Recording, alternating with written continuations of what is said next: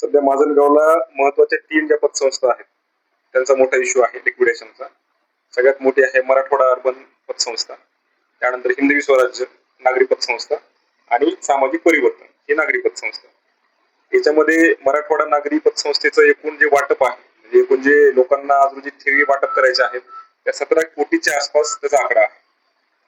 त्यात अडचण अशी आहे की जे कर्ज वाटप जे तत्कालीन संचालक मंडळाकडून झालेलं होतं त्याच्यामध्ये 17 कोटीच्या आसपास कर्ज वाटप आहे, परंतु सर्वात मोठं कर्ज जे आहे जवळपास 8.5 कोटी रुपयाचं हे तत्कालीन अध्यक्ष श्री सतीश सावंत यांनी स्वतःच्या नावावरच घेतलं होतं, जे आज व्याजासकट जवळपास 14 कोटीच्या आसपास गेलेलं आहे.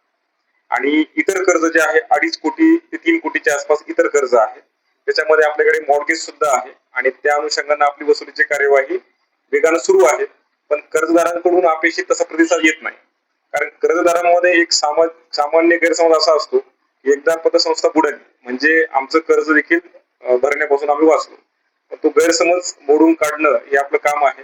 त्या अनुषंगानं या व्हिडिओच्या माध्यमातून आपण त्यांना सांगू शकतो की संस्था बंद जरी पडली, अवसानात जरी गेली तरी देखील कर्ज वसुली ही कधीच थांबत नसते.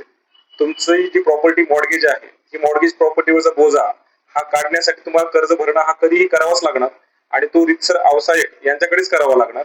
कारण की अवसायक यांच्याशिवाय कोणीही तुमचा जो बोजा आहे तो काढू शकत नाही आणि जितका उशीर या कर्ज भरण्यामध्ये होईल तितकं तुमचं व्याजही वाढत जाणार आहे, कारण व्याजामध्ये सुटका नाही.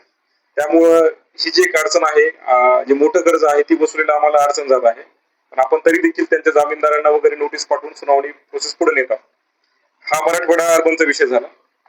पुढचा हिंदवी स्वराज्य अर्बन जे आहे तर यांच्यामध्ये आता मराठवाड्याचा विषय अजून असा आहे की त्यांच्या संचालक मंडळावर आपण जबाबदारी फिक्स करण्याकरता महाराष्ट्र सहकारी संस्था अधिनियम कलम 1960 चा कायदा आहे, त्याच्या कलम 88 अन्वये आपण वसुलीची रिकव्हरीची प्रोसेस सुरू करत आहोत.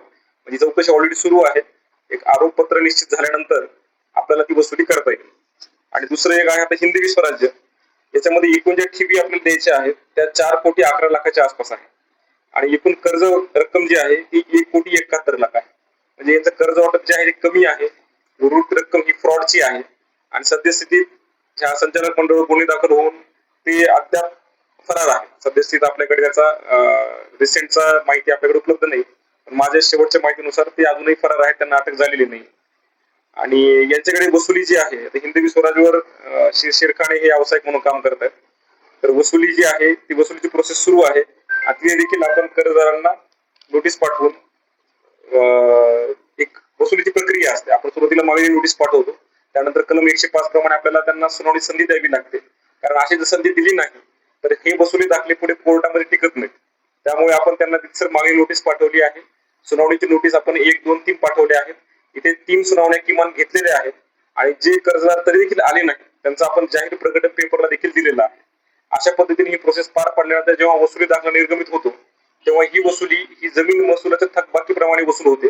त्यांची जंगम मालमत्ता, स्थावर मालमत्ता, व ती गहाण असो किंवा नसो या सर्व जप्त केल्या जातात आणि त्या अनुषंगाने रिकव्हरी होते. आता मराठवाडा आणि हिंदवी या 2 पतसंस्थांचं रेकॉर्ड व्यवस्थित आहे, त्यामुळे यांचं काम करायला थोडी कमी अडचण आहे.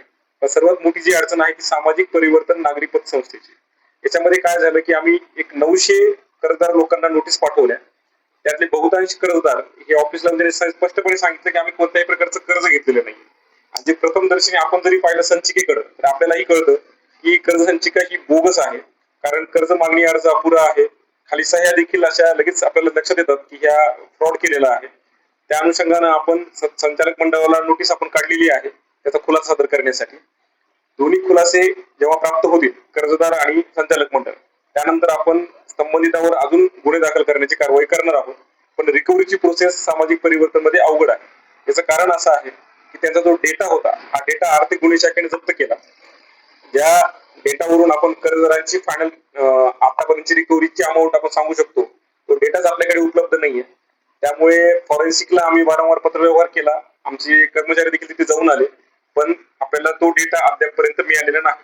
तरी देखील आपण मॅन्युअली कॅल्क्युलेट करून कर्जाची वसुली आपण सध्या सुरू आहे. सध्या मुक्ताई अर्बन आणि ज्ञानेश्वरी अर्बन ह्या पतसंस्था अडचणीमध्ये आहे, कारण त्यांच्या ठेवीदारांचा सलग या कार्यालयाला अप्रोच ते करत आहेत आणि ठेवी मिळत नसल्यावर तक्रारी प्राप्त होत आहे. पण आपल्या कार्यालय स्तरावर आपण त्यांच्या मुक्ताई अर्ज संचालक मंडळावर याआधी देखील गुन्हे दाखल झालेले होते. सदर ते जामिनावर सध्या बाहेर आहेत. परंतु विषय असा आहे की कर्ज वसुली जी आहे ती फक्त पूर्णपणे या कार्यालय स्तरावरून सोडून चालणार नाही. तर संस्था जोपर्यंत चालू आहे तोपर्यंत कर्ज वसुली स्पीडली होणार आहे. त्यामुळे कर्जदारांचा एक इंटरेस्ट याच्यामध्ये असतो की संस्था जर बुडली तर आमचं कर्ज भरण्यापासून वाचेल. आणि त्यामुळे कर्जदार देखील प्रयत्न करत असतात की संचालक मंडळाला त्यांनी ज्या काही चुका केलेल्या आहेत त्या चुकासाठी FIR करणं किंवा गुन्हा दाखल करणं, जेणेकरून संचालक मंडळ हे फरार होतील, जेलमध्ये जातील आणि कर्ज भरण्यापासून ते वाचतील, असाही एक त्याच्यामध्ये उद्देश असतो. तर सध्या आपल्याकडे या 2 ज्या संस्था आहेत या संस्था अडचणीमध्ये आहेत. त्याचा आकडा देखील आहे आणि संचिका देखील उपलब्ध आहे. एकूण 8,45,00,000 रुपयाचं कर्ज हे स्वतः सतीश सावंत यांनी उचललं आणि हिंदवी स्वराजमध्ये त्यांची स्वतःची कर्ज संचिका नाहीये. परंतु आपल्याला उघड कळत आहे की 4,11,00,000 रुपये लोकांच्या ठेवी आहेत, पण कर्ज वाटप 1,71,00,000 रुपयाचं आहे. त्यामुळे उर्वरित जो फरक आहे हा कर्ज स्वरूपात न घेता त्यांनी सरळ ते फ्रॉड केलेला आहे. त्यामुळे जवळपास 2.5 ते 3 कोटी रुपयाचा फ्रॉड त्यांनी या ठिकाणी हिंदवी स्वराजमध्ये केलेला आहे.